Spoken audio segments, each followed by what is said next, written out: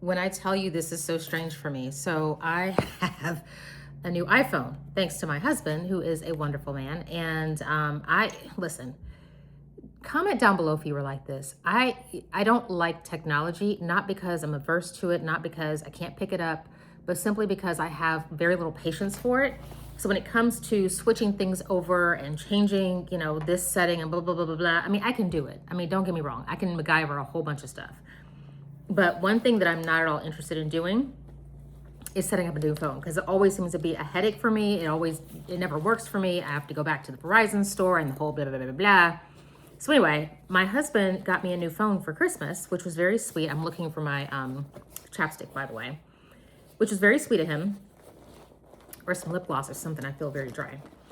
And he was asking, did I actually want the phone, or did I want to take it back in exchange for something else?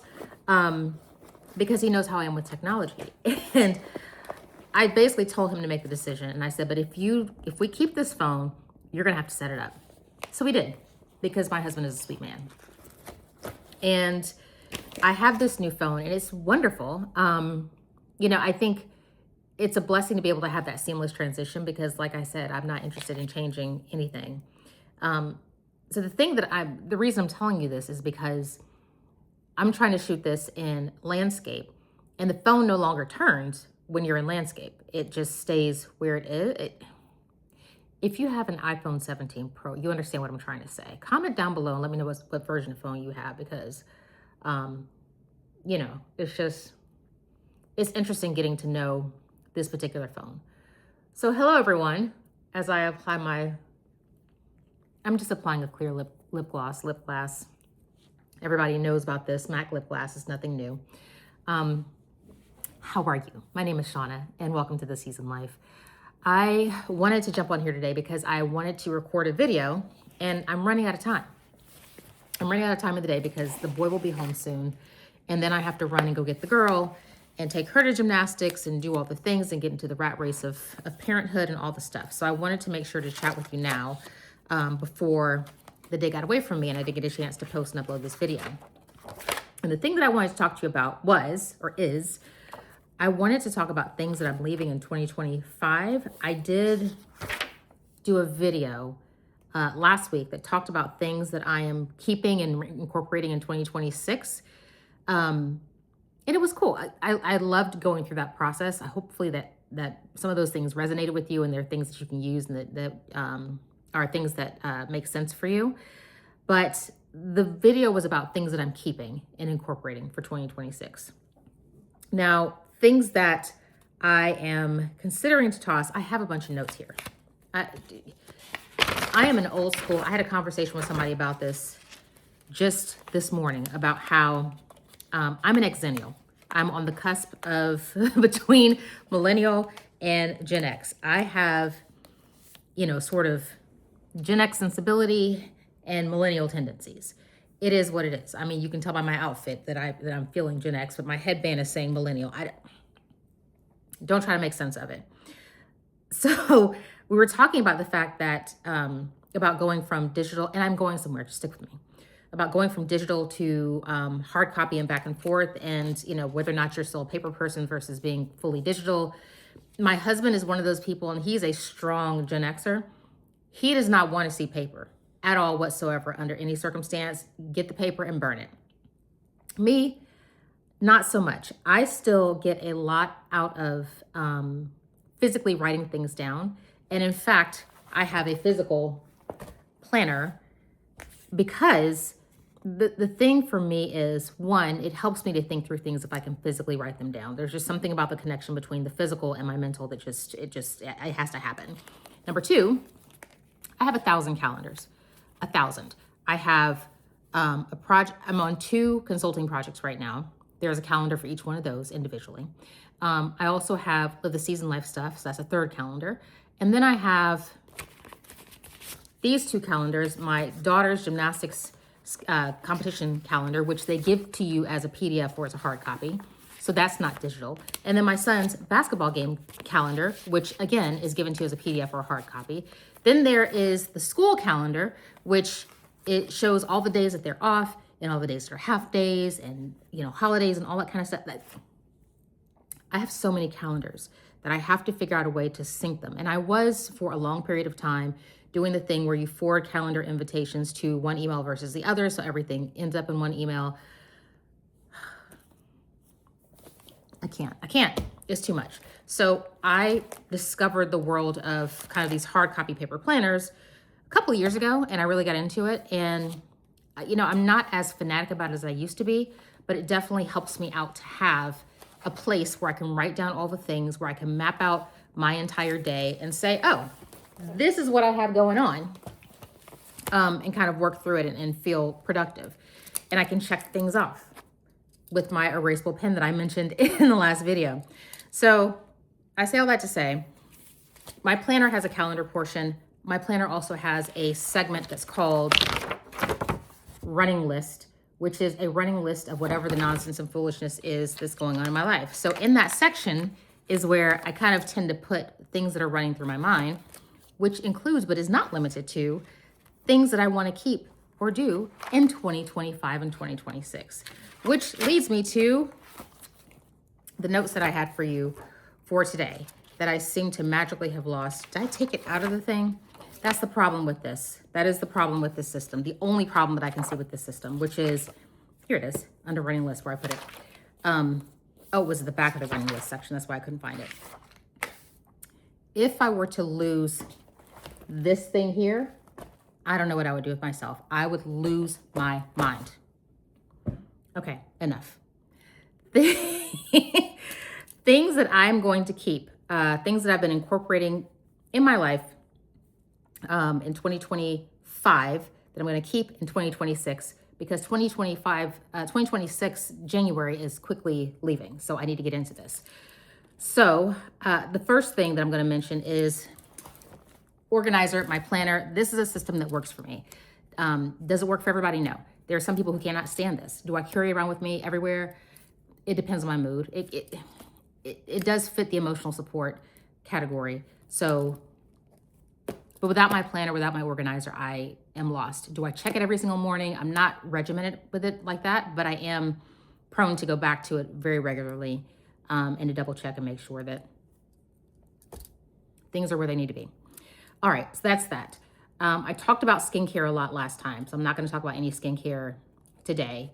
The thing of it is, I am kind of in a space where I am experiencing, entertaining, kind of getting into a new sense of entrepreneurship.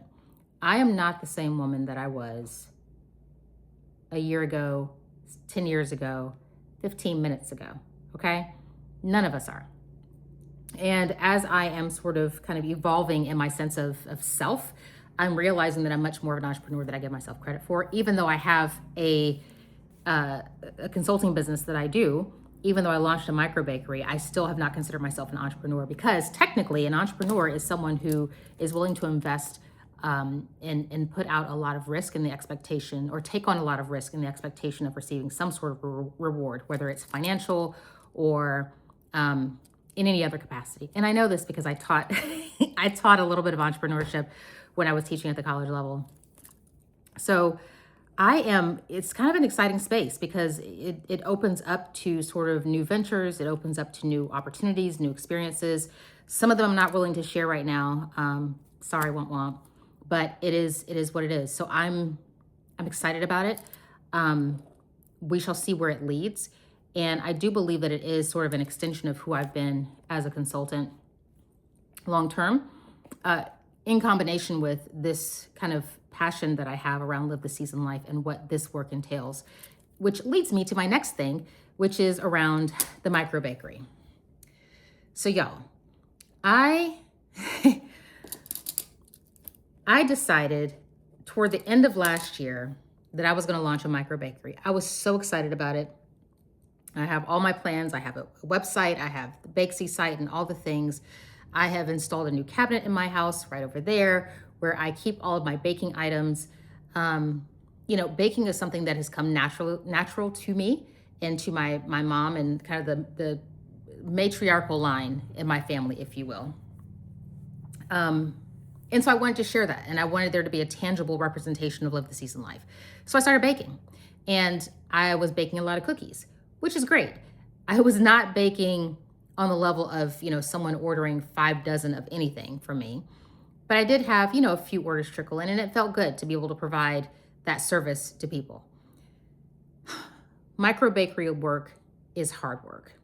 It is hard work because not only is it coming up with the right recipe and making it your signature recipe, figuring out how you can duplicate it and duplicate it in a way that's a carbon copy every single time so the quality stays the same, figuring out packaging, figuring out labeling.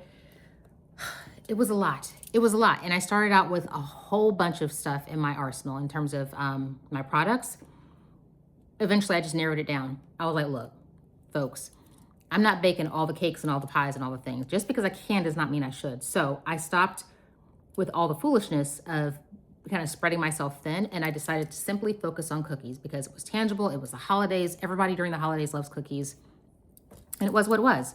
So I had my brown butter chocolate chip. I have my, I developed this, my mom's red velvet cake recipe, which is like the goat in our house. I took that and turned it into a cookie form, and it was delicious. I also have oatmeal raisin because that is a staple. My dad's favorite cookie, hands down, bar none, is oatmeal raisin. Same for my daughter. And then I did sugar cookies. And honestly, I'm not a huge fan of the sugar cookie, to be quite frank. I am not a fan. But it worked. And I was on Instagram one day and I saw someone who did a kind of lime green cookie with a little tiny red heart in the corner, and it represented the Grinch whose heart had grown 2 sizes too small, and it was so cute that I had to recreate it, and everybody loved it. So it was cute. So I did cookie kit. So I'm getting off the topic. The point is, I launched the micro bakery. I admit that I burned myself out with the micro bakery, but that's okay because I learned a lot about myself and about business. I did a few vendor markets. That's fine. I will continue to do a couple more vendor markets just to sort of, recoup my investment on tables and signs and such. But the micro bakery was an interesting experiment. So I think I'm gonna keep it up in 2026. I'm not gonna do it consistently though. It's gonna be pre-sale only, only around certain times of the year, just to sort of keep it manageable for myself. So there's that. I am kind of managing my sort of my capacity. Honestly, as part of my business work and ventures with Season Life, I did launch the seasoned reset, which is a 5-step framework for identifying what season are you in, what's your capacity, how do you set individual goals, and so on and so forth, to kind of get yourself to a place where you're not setting resolutions that are, it's not that they're empty, because I do believe anyone who sets resolutions is not setting them blindly, but rather you're setting them through the season reset framework, setting them in a way where you can actually accomplish them reasonably. So you're creating a framework for managing your own expectations and creating a realistic approach to whatever you're trying to accomplish. So that was, I absolutely love the Season Life framework, and I'm excited about it. I'll put a link down below if you're interested in checking it out, because it is a really, really neat tool that you can pick up. So in that, I'm looking at the season of life that I'm in and my capacity. And I traditionally am a gym person. I grew up an athlete. I've been in the gym ever since. My ability to even somewhat maintain my size, shape, and figure is 100% attributed to the fact that I have consistently over the course of my entire life been in the gym. Am I saying that you cannot achieve your goals if you have not consistently been in the gym for the past 46 years? No, that's not what I'm saying. I'm saying that's for me. And I also know that it's connected to my emotional state and my mentality. So that's important to me as well.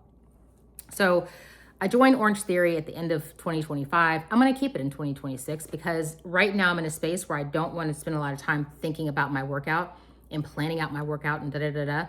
Orange Theory works for me because it's a fairly intense workout, and all I have to do is to repeat the steps that the woman at the front of the room said. You tell me what to do, I'm gonna do it.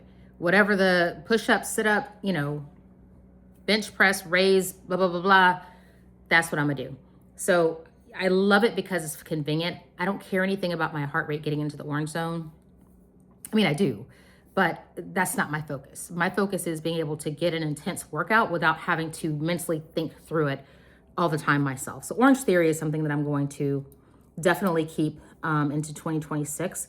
I still have my membership at Planet Fitness. I have the cheap version, the $10 version, so I'm not necessarily, losing a ton of money by not going to Planet Fitness. And every time I think to myself, I ought to get that bill off my bank statement, I'm like, but I want to know that if I need a gym, I can go to a gym at any given point in time. And who knows, maybe I'll do both. We'll see. So there's Orange Theory and kind of getting in that fitness mindset. The last two things I'll talk about are a focus on healthy eating. My husband, so I've always been someone who's been concerned about, interested in nutrition and healthy eating. My husband decided that when he turns 50, he's going to become, I don't know, some kind of vegetarian, vegan, something, which means that I now have to change how I cook. I have to change how I cook, and not to say that I have to, totally revamp everything. I've always cooked relatively healthy. I always lean towards whole food, plant-based, all the grains, make it from scratch versus buying it processed. I don't do hardly any freezer meals, like, if you go to the store and buy a frozen lasagna, whatever. I'm not that girl. I used to be that girl once upon a time, but it's just too much sodium. It's too much, Lord, the way my GERD is set up, y'all, I can't take a whole bunch of red sauce and cheese anyway. So I need to make it myself. I cannot do takeout, at least not from the freezer, at least. So the thing about it, though, is that for him, he wants to really get into kind of a non-meat lifestyle. I'm not going to lie. I went off of meat for all of 2020, that full first year of COVID. I honestly believe that it was a subconscious response to the chaos of COVID. I don't even know what it was, because one day I was just like, I'm just not eating meat anymore. It was as simple as that. And when I went back to eating meat, it was very simple as, I think I want to try some more meat. Who knows? The reason that I can say, though, that the thing about it, though, for me at least, I'm not anemic, but my iron does tend to dip. It's kind of cyclical that way. And it's cyclical enough and profound enough for me that every once in a while I need to go in and have an infusion, because the oral iron tablets that I'm taking is not enough sometimes. So I realize that there's yes, you can get iron from plant-based foods. However, all those are non-heme binding iron. Look it up and don't quote me, because I'm not a nutritionist, dietitian, or scientist. The kind of iron that binds to your blood most readily is heme iron, and heme iron can only be found in in animal sources. Heme iron, yes, can only be found in animal sources. So I can spend my life not eating any animals at all, and I'll be fine, I'm sure. But I do want to add the added benefit of making sure that I'm getting as much iron binding to my blood as humanly possible, so I don't deal with kind of those drops in iron that I experience, because it shows up in, honestly, I'm so super tired and I can't get up, and it's just the lethargy that results from me not having high enough iron levels.